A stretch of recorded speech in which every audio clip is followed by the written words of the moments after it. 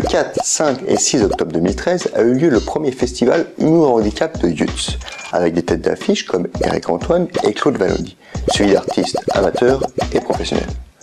Dans cette vidéo, vous pourrez voir une interview de Claude Valloni, suivie d'un extrait de son spectacle, et une interview de Christophe Tizon, jeune humoriste handicapé, suivi d'un extrait de son one-man show. C'est un grand jour parce que c'est la première fois que je vois des personnes qu'on appelle handicapés faire du théâtre et quand ils étaient en coulisses, avant de monter sur scène, je peux vous dire qu'ils avaient la trouille. Or, c'est important qu'ils aient eu la trouille parce que c'est exactement ce que tout le monde ressent lorsqu'on commence à faire de la scène, qu'ils soient, comme on dit, handicapés ou pas. Donc moi j'ai trouvé ces gens exactement comme les autres, avec les mêmes préoccupations, montent sur scène en disant « Mon texte, oh, j'ai la trouille ». Il y en a même une fille qui a dit à mon épouse « Vous voulez pas y aller à ma place ?» Bon, une fois qu'ils sont sortis, ils sont libérés, ils ont fait ce qu'il fallait, même s'il y a des petites maladresses. Mais les maladresses, on les retrouverait aussi chez des professionnels qu'on appelle des gens non handicapés.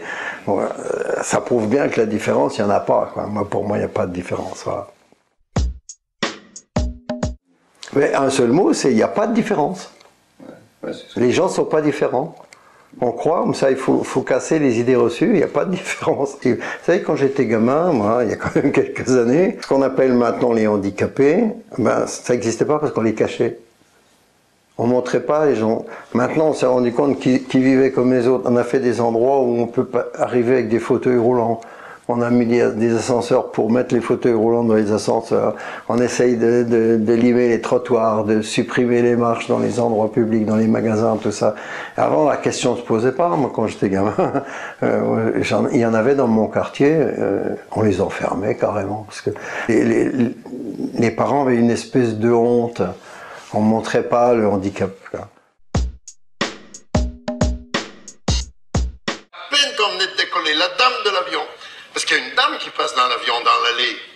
Ah si, mais ici, comment qu'on l'appelle déjà plus la dame? Ouais. Voilà, vous avez déjà pris l'avion là? L'hôtesse qui nous faisait de la réclame pour nous vendre un gilet.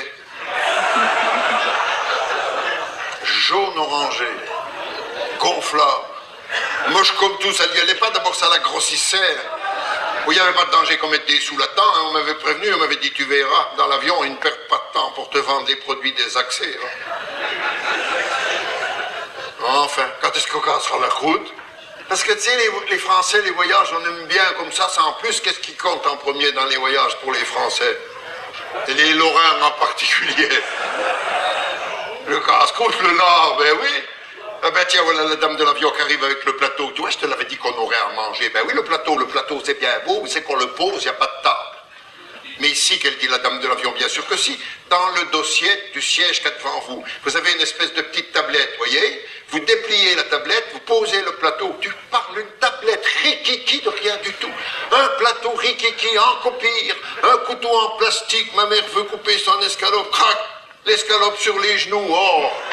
On dit ça commence bien. Moi qui n'ai pas mon sac en plastique. Si, parce que ma mère, quand elle part manger à midi avec le 3e âge, elle prend toujours son sac en plastique. Parce qu'il y en a toujours trop à midi, puis on ne sait pas ce qu'on aura le soir. Alors... C'est payé, c'est payé. Elle nous fait rire, ma mère. Elle nous fait rire. Elle dit que c'est pour le chat. Elle n'a pas de chat. Alors, du fait qu'elle n'avait pas son sac en plastique, elle fouille dans la pochette du dossier du siège qu'il y a devant elle. Elle trouve un sac en papier. Oh ben, dit, je vais mettre mon escalope là-dedans. Elle met l'escalope dans le sac en papier. 2 minutes après, la Georgette à côté qui n'était pas bien dans les virages. Qui avait l'estomac qui faisait de la balançoire. Elle a juste le temps de mettre la main devant la bouche. Il y a la dame de l'avion qui arrive en courant. Je dis, madame, il y a des sacs en papier, c'est fait exprès. Elle prend le sac de ma mère. Dans l'escalope. La mère a dit, moi je ne l'ai pas demandé pané, hein.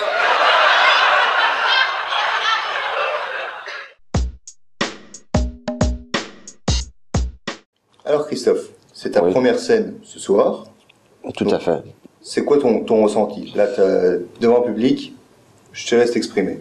Alors à chaud, là, encore à chaud, je veux dire, c'est vrai que ma première scène, c'est quelque chose de particulier. C'est voilà, il y a beaucoup de stress, beaucoup de trac. Bon, une fois que je suis lancé sur scène, c'est vrai que ça va beaucoup mieux. Dès que le public m'applaudit, Dès qu'il y a les premiers rires. Les premiers rires, même pas les premiers rires encore. Une fois que je suis sur scène, ça va déjà mieux. J'étais quand même satisfait de ma première prestation. J'ai oublié beaucoup de choses. Ouais. J'ai rajouté beaucoup de choses en impro. Et c'est ça qui aussi m'a conforté un petit peu, c'est que même dans l'impro, ça va.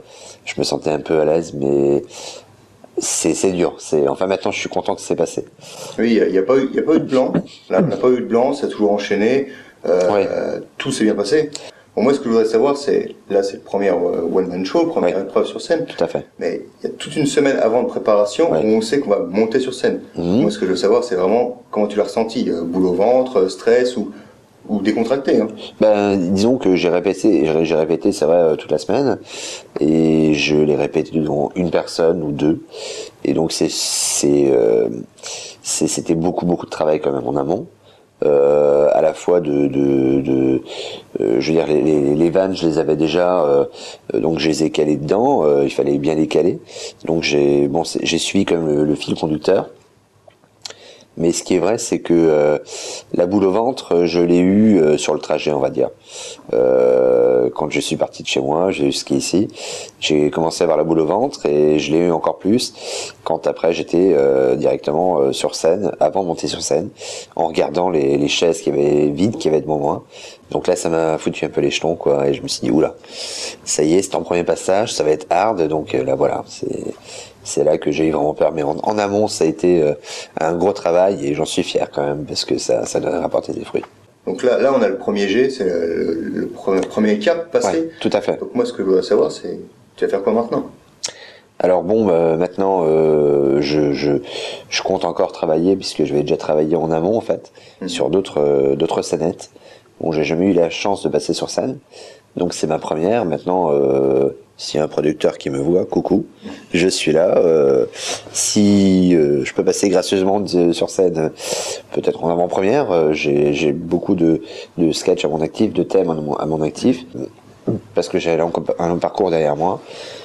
Et j'ai envie de faire un gros parcours devant moi encore, c'est-à-dire de pouvoir éventuellement me lancer sur scène. Et ça serait la plus belle des choses qui pourraient m'arriver, même si je suis pas payé, mais la plus belle chose qui peut m'arriver, c'est de faire rire les gens, et ça, je crois que c'est le plus beau métier du monde. Je sais pas si vous avez remarqué, par exemple, quand tu es hospitalisé, je sais pas, tu te casses un bras, truc banal, et tu vas te faire opérer du bras. Déjà, on te met dans une chambre de préférence double, avec un gars qui ronfle, et qui regarde la télé dans une langue étrangère que tu ne connais pas du tout. Mais systématiquement, hein, le mec qui ronfle, alors, tu passes la nuit est géniale, t'as la chaîne déjà, ich liege zurzeit in Schleifersynfons, das ist gerade beschlusslos. Oh ja, das ist ja für den Schlafenden. Et l'autre à côté. Alors en même temps, ça fait, ich liege in oh, tu travailles, tu liges, tu sors, putain, t'en peux plus, t'as envie de dormir, t'en peux plus. Je schlafe, oh, ich liege trop, dernier. On va non, laissez-moi tranquille, pitié, laissez-moi tranquille, non. Et là, au bout de 4 heures de ronflement intensif, t'as pas dormi du tout. T'as pas dormi du tout. Non. Là, t'as une infirmière, à l'écoute de 5 heures du mat qui fait toc toc toc. Bonjour messieurs, c'est pour la prise de température. Pas extérieure, hein, dans ton oreille. Hein. Et là, tu te dis, qu'est-ce que tu dis? Si je m'en fous, si j'ai de la fièvre ou pas, je vais me faire opérer. Et 5 minutes plus tard, tac tac tac.